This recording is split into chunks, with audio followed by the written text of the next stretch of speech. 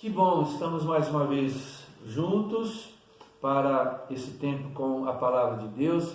Estamos enxergando o mundo que nos cerca pela ótica da Bíblia. Como tenho dito e sempre, a Bíblia não é um fim em si mesmo, ela é um meio para nós alcançarmos o fim. E o fim é entendermos a nós mesmos, entendermos o mundo que nos cerca, entendermos os propósitos de Deus para a humanidade, que também nos inclui. Então, hoje a gente vai continuar essa leitura do livro de Daniel, fazendo alguns destaques no livro de Daniel, entendendo o que está acontecendo nesses últimos dias. E para isso eu convido você a juntos orarmos agora, pedirmos a bênção de Deus em nome de Jesus. Senhor, aqui nós estamos mais uma vez reunidos. Eu sei que entro agora no lar, entro agora no equipamento dessa pessoa que está me ouvindo e que a presença do Senhor, a bênção do Senhor, o discernimento do Senhor, a abertura de coração e mente, ó Deus, que só o Teu Espírito pode fazer, seja uma realidade na nossa vida. Abençoa esse tempo, nós te pedimos em nome de Jesus. Amém. Então, como nós vimos no último encontro, o mundo se prepara para a manifestação do anticristo. Ele vai encaixar como a última peça de um quebra-cabeça. Imagine você montando um quebra-cabeça e falta uma peça, aquela peça encaixa perfeitamente. Assim será a manifestação do anticristo em face da sociedade que o aguarda, sem saber, mas o aguarda. Tá? No entanto, a profecia de Daniel prevê um fim maravilhoso para aqueles que têm fé em Jesus. As profecias de Daniel não são apenas no sentido de mostrar a luta do bem e do mal, mas a vitória do bem sobre o mal no final. Eu convido você a abrir sua Bíblia aí no capítulo 7 do livro de Daniel. Nós vamos ler do versículo 11 até o versículo 14. Fala exatamente isso que eu acabei de dizer. Nós vamos ler com bastante calma, vamos ler pausadamente, para nós percebermos pela leitura o quanto há de discernimento de vida nesse texto. Diz assim, Daniel 7, versículo 11: Continuei a observar por causa das palavras arrogantes que o chifre falava.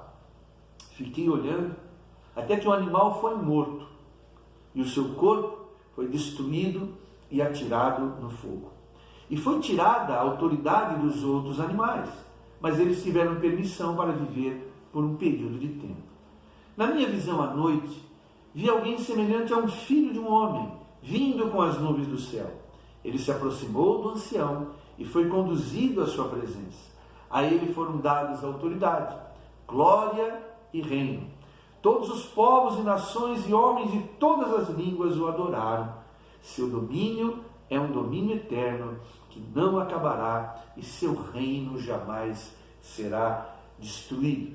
Aqui é apresentado Jesus Cristo como esse Filho do Homem, cujo reino vai ser eterno. E esse iníquo, esse de fala arrogante, será destruído e atirado no fogo. Isso a gente também vê no livro do Apocalipse. Bom, a escatologia, que é o estudo das últimas coisas, não é uma matéria de fácil compreensão. Tá? Quem já teve a oportunidade de fazer um curso teológico, quer presencial, quer à distância, vai concordar comigo. Por que escatologia é uma matéria difícil, de difícil compreensão? Porque ela trata de alguns assuntos que se cumpriram, outros que estão se cumprindo e profecias que ainda vão se cumprir.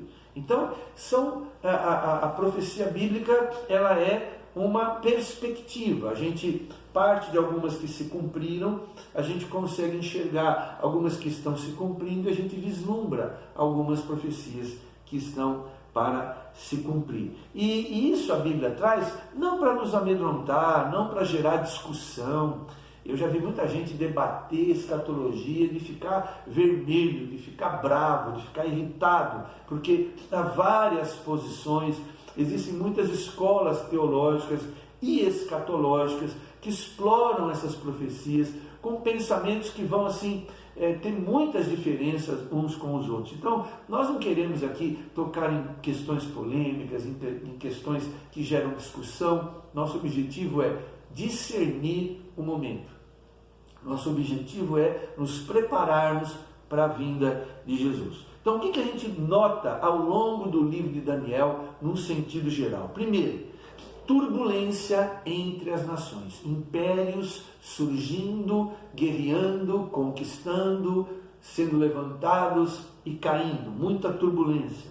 Daniel e seus amigos servindo a Deus, um Deus santo, num mundo pagão, num mundo profano, né?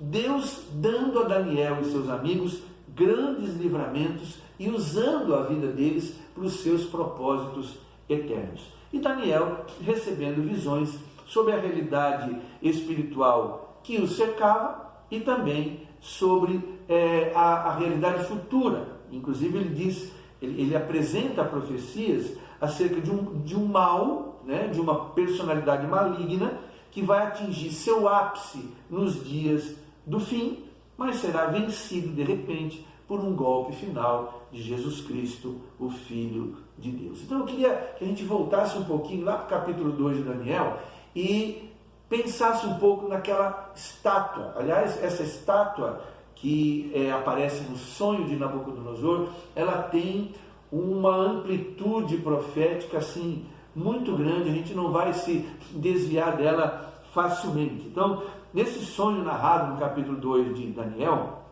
aquela estátua aparece lá com a cabeça de ouro, o busto de prata, os quadris de bronze, as pernas de ferro e os pés em parte de ferro, em parte de barro.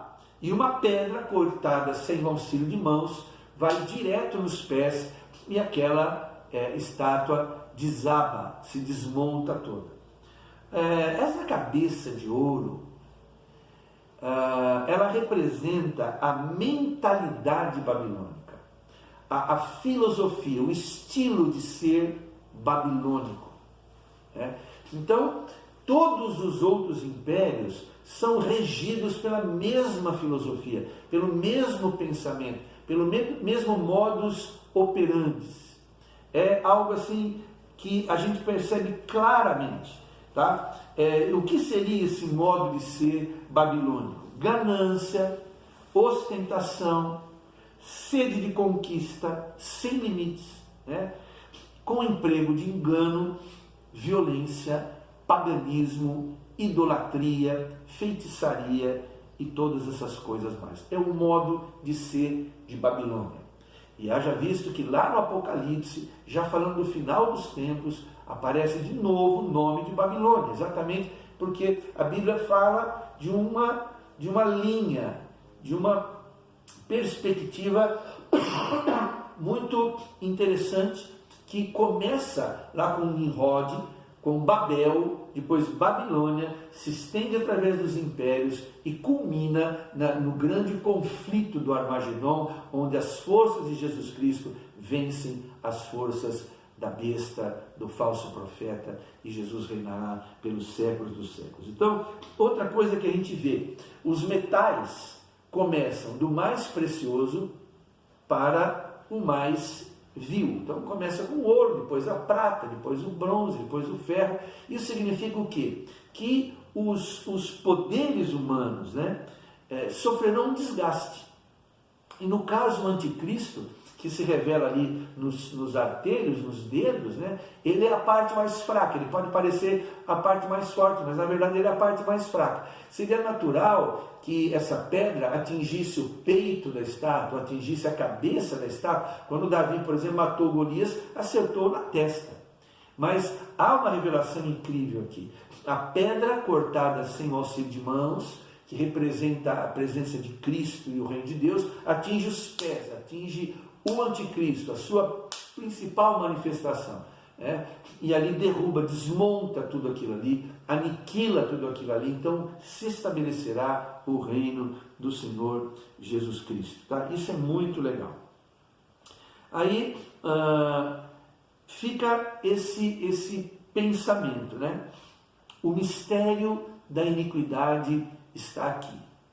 O diabo, o anticristo, seu espírito, seus pensamentos, os seus propósitos já estão entre nós. Eu queria ler com você 2 Tessalonicenses capítulo 2, versículos 7 e 8. Olha só, 2 Tessalonicenses capítulo 2, versículos 7 e 8. Veja só, com efeito, o mistério da iniquidade já opera e aguarda somente que seja afastado aquele que agora o detém. Então, essa imagem da pedra atingindo a estátua é uma imagem que diz respeito a um futuro. O inimigo, o anticristo, ainda não se revelou. Ele não se revelou exatamente por causa desta palavra profética que a Bíblia tem aqui pela pena inspirada do apóstolo Paulo. Então será de fato revelado o iníquo, 2 Tessalonicenses 2,8, a quem o Senhor Jesus matará com o sopro da sua boca e o destruirá pela manifestação da sua vinda. Ele se encaixa com a visão que Nabucodonosor teve da estátua, que com uma pedra foi derrubada. Aí as pessoas perguntam, pastor, tem uma data para a manifestação do anticristo? Quando isso vai acontecer? Não existe uma data, dia, mês e ano, mas existem eventos que apontam para a manifestação do anticristo. Nós já falamos bastante sobre os sinais dos tempos, né? E como eles vão conduzindo, né, a gente a entender, discernir, né, as questões que parecem estar acercando a manifestação dos eventos finais. Uma das coisas que a gente acabou não falando na última reunião, sobre o preparo do mundo para o anticristo e essa questão de quando ele vai se manifestar, existem já várias organizações mundiais, eu vou citar algumas aqui, por exemplo, a ONU, a OMC, o FMI, o Banco Mundial, eu tenho aqui, por exemplo, a ONU surgiu no final da Segunda Guerra Mundial, em substituição à antiga Liga das Nações, e o objetivo da ONU que é promover paz e segurança mundial. Toda vez que você vê alguma organização que tem esse papel mundial, pode ficar esperto, porque essa organização que agora ela é bem vista, algumas nações apoiam, gostam, divulgam, se submetem,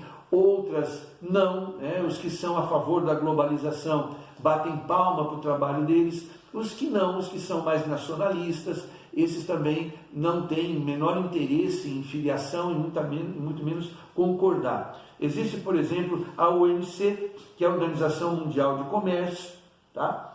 Ela é responsável por legislar, acompanhar transações econômicas e comerciais realizadas entre diferentes países, e o seu principal objetivo é promover a liberação do comércio a nível mundial. De olho nesse pessoal, porque são organizações que vão, com certeza, ser úteis em um governante mundial. O FMI, por exemplo, que aqui no Brasil, até um tempo atrás se falava muito, né? É um Fundo Monetário Internacional e é uma organização financeira responsável por garantir a estabilidade econômica internacional. Então, o FMI é aquele que faz empréstimo às nações que são muitas vezes destruídas por um evento aí, uma catástrofe natural, ou sofrem alguma guerra civil. Então o FMI ajuda, empresta, patrocina, socorre economicamente. Então são organizações que vão servir com certeza aos propósitos do anticristo. Pois bem, ele não se manifestou ainda, segundo diz Paulo lá em 2 Tessalonicenses, porque existe algo que o está impedindo. Se dependesse do anticristo, talvez ele já teria se manifestado. Ele só não se manifesta, segundo a Bíblia, porque ele está aguardando somente que seja afastado aquele que agora o detém. Aí fica aquela pergunta, né? Quem estaria impedindo a manifestação do anticristo? Nós vamos ver os versículos anteriores. Nós lemos 2 Tessalonicenses 2, 7 e 8. Vamos ler os 5 e 6 para ver se a gente consegue entender. E diz assim: não se lembram, Paulo falando aos Tessalonicenses, de que quando eu ainda estava com vocês, costumava lhes falar essas coisas? E agora vocês sabem o que é que está detendo, para que ele seja revelado no seu devido tempo. Paulo tinha conversado com os Tessalonicenses acerca disso, que havia uma força ou alguém que estava impedindo a manifestação do anticristo. E o que é que precisa ser tirado ou afastado do cenário mundial para que o anticristo possa se revelar? Essa é a pergunta. O que estaria impedindo o anticristo de assumir o seu lugar na história? Aqui nós vamos mexer com alguns pontos escatológicos que possuem algumas divergências, mas a minha opinião está muito bem respaldada na Escritura. O real empecilho para o anticristo, qual seria? Veja bem, vamos raciocinar. Se o maior embaraço da igreja, né? Assim como Satanás cria embaraço para a igreja, cria embaraço para a obra de Deus, o contrário também é verdadeiro. A presença da igreja cria dificuldade para que a obra do diabo seja levada a efeito. A palavra Satanás, diabo, significa o adversário.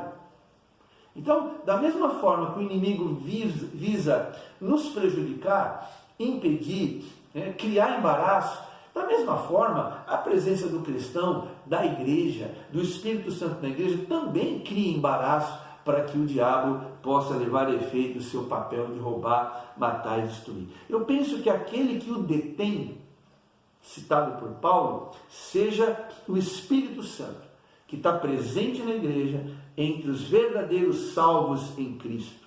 Afinal, você vai concordar comigo, a única pessoa que pode impedir o diabo em algum aspecto é Deus. Eu não posso impedir atuações do diabo, mas Deus pode.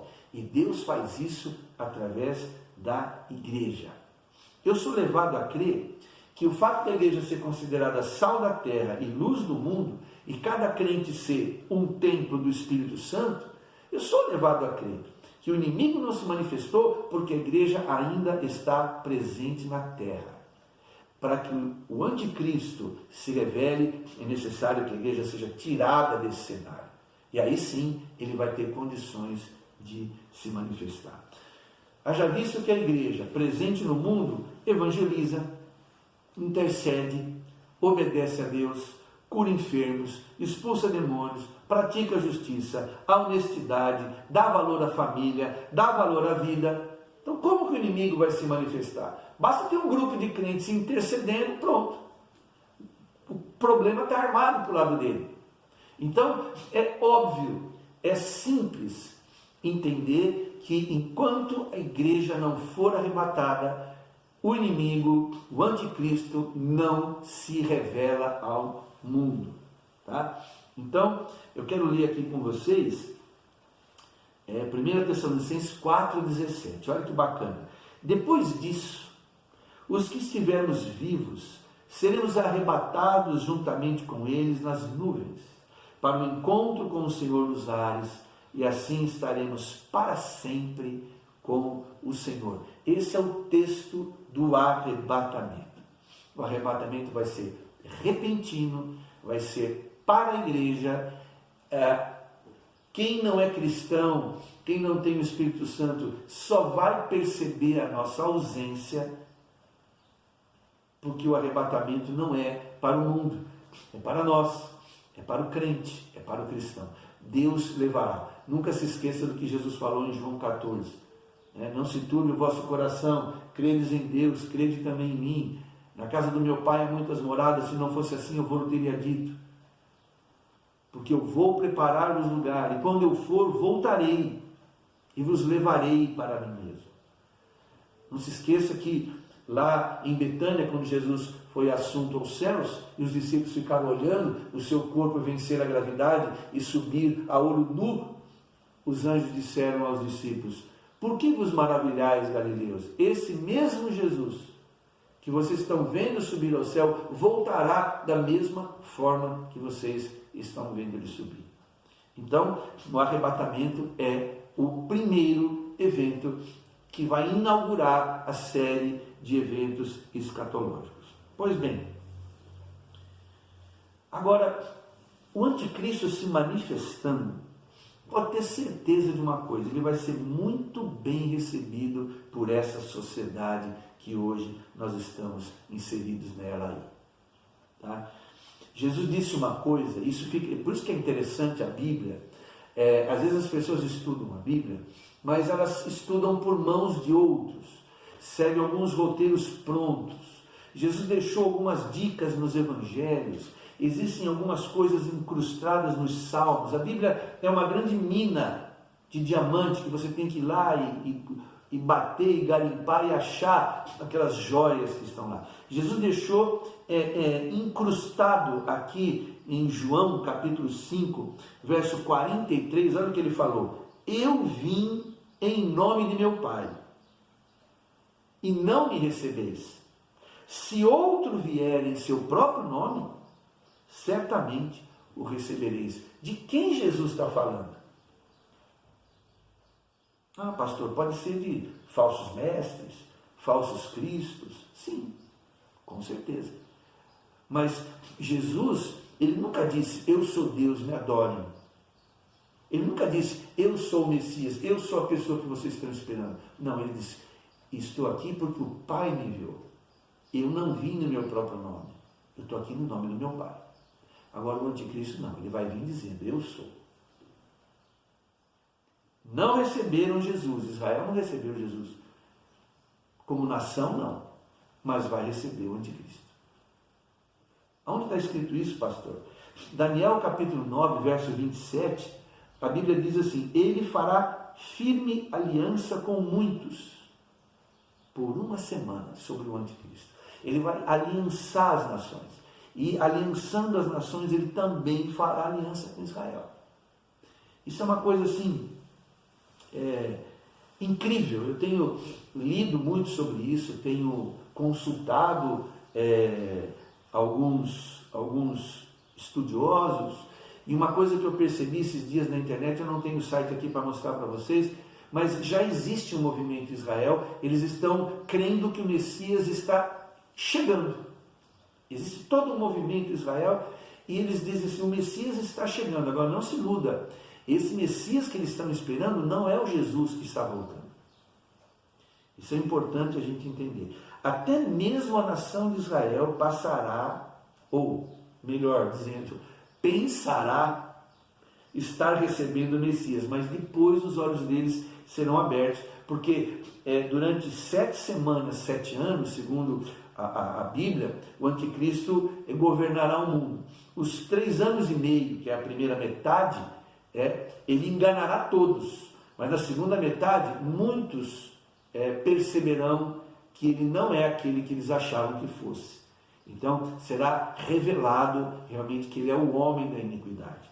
Então, Israel também terá a sua oportunidade, porque ela perceberá que aquele Messias que eles achavam que era, é um falso profeta, é um falso Messias. Pois bem, vamos chegando para o final, e é exatamente devido a esse poder de mentir e de enganar multidões que o diabo tem, que nos foi dado a Bíblia,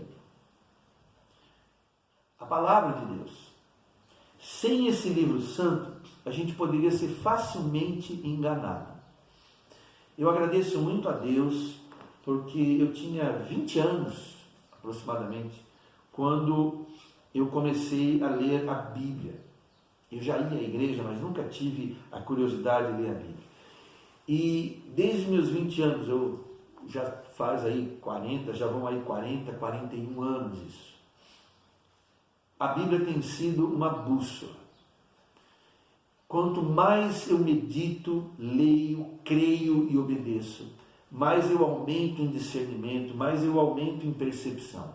Eu chamo você para ser também um cuidadoso estudante das Escrituras. Daniel, ele entendeu pelas Escrituras o tempo das revelações. Os magos do Oriente que vieram trazer presentes para Jesus, por meio das Escrituras, descobriram a data e o local que Jesus ia nascer e quem era aquele menino. Tudo pelas Escrituras. Jesus usou as Escrituras para superar os enganos de Satanás na tentação do deserto. Agora, por outro lado, muitos judeus nos dias de Jesus erraram por não conhecerem as Escrituras nem o poder de Deus. Eu e você temos a Bíblia em nossa mão. Então, seja um estudante das Escrituras. Se você está assistindo está participando desse nosso encontro pela primeira vez, entra na página do Facebook ou lá do YouTube, veja os estudos anteriores, vamos caminhar juntos, vamos andar juntos pelas Escrituras. Aqui nós não estamos querendo polêmica, discussão, achar pelo em casca de ovo. Não, nós queremos apenas ouvir a palavra e através de ouvir a palavra, ouvindo Deus, discernirmos o mundo que nos cerca. É para isso que nós estamos estudando a Bíblia. Então veja bem, o GPS do celular, você deve ter já usado algum desses aplicativos de GPS. Esses aplicativos, eles não têm todas as informações sobre os bairros, as ruas, as avenidas, as alamedas, eles não têm todas as informações, mesmo que eles estejam sempre sendo atualizados, e por isso eles já deixaram muita gente em apuros. Ou só eu fiquei em apuros com o GPS, né? Eles padecem de atualização e quando há alguma interferência que a gente perde o sinal, a conexão, aí a coisa fica embolada mesmo, né? Então, os GPS propõem levar você com segurança da sua casa até o seu destino e trazer de volta, mas eles têm falhas. Todavia, a Bíblia não corre problema com falhas. Eu tenho aqui umas 10, 12 versões da Bíblia. Por que existem tantas versões? Porque a linguagem humana ela é dinâmica. Palavras que se usava há 50 anos atrás já não se usa mais. Então, os linguistas, os que trabalham com essa questão da linguagem, eles estão sempre procurando encontrar uma palavra que corresponda fielmente ao original e que seja entendida nos dias de hoje. As atualizações da Bíblia, elas são feitas sempre em cima dos originais. Então, não há esse problema da Bíblia como um GPS me levar ao engano. Uma vez eu ouvi isso dentro de um seminário, talvez alguns já tenham ouvido isso. Mas a Bíblia é a mãe de todas as heresias. Não. A Bíblia não é a mãe de todas as heresias. Existe alguém que eu considero o pai de todas as heresias, que é o próprio Satanás. É ele que confunde a cabeça das pessoas. É ele que usa o orgulho do homem para modificar o que está escrito aqui. Isso aqui não tem erro, isso aqui não falha. A Bíblia não corre o risco de estar desatualizada ou perder conexão. Porque aquele mesmo Deus que inspirou essas páginas sagradas está hoje morando no coração do cristão e disposto a morar no coração de todo aquele que se entrega a Jesus Cristo. Tá? E a missão da Bíblia é nos guiar com segurança pelo mar revolto dessa vida e chegarmos ao porto seguro, que é a presença do Senhor, vivendo com Ele por toda a eternidade. Então, se você tem um exemplar da Bíblia, seja físico ou seja digital, faça bom uso dela e vamos juntos caminhando nesse discernimento de encontrar realmente a verdade tal qual a Bíblia nos revela. Vamos orar agora, vamos pedir a bênção do Senhor, vamos pedir que o Senhor esteja nos ajudando a transformar esse conhecimento que nós estamos adquirindo nesse dia. Eu não sei qual é o dia que você vai estar assistindo esse vídeo, mas com certeza você está crescendo na fé tanto quanto eu. Vamos orar em nome de Jesus. Pai, te agradecemos pela Bíblia Sagrada. Te louvamos porque ela é uma bússola que nos aponta com segurança o caminho da eternidade. Eu te agradeço porque o Senhor não deixa o seu povo enganado. Nós não estamos, Senhor, à mercê do anticristo. Nós não estamos aguardando nenhuma manifestação maligna. Nós estamos aguardando a volta do nosso Senhor Jesus. E eu peço que esse conhecimento que Daniel teve o cuidado de registrar, que Paulo e João e tantos apóstolos tiveram o cuidado de apontar na Bíblia, que nós possamos fazer bom uso disso e fortalecer a nossa fé, porque aquele que há de vir virá e não tardará. Que a bênção do Senhor esteja sobre esse lar, sobre essa pessoa que me assiste agora, sobre esse senhor, essa senhora, esse homem, essa mulher, esse moço, essa moça. Quem hoje está comigo, Senhor, ouvindo a Tua palavra, seja ricamente abençoado. Nós te pedimos, em nome de Jesus. Amém. Que Deus te abençoe. Até o nosso próximo encontro, se Deus assim nos permitir.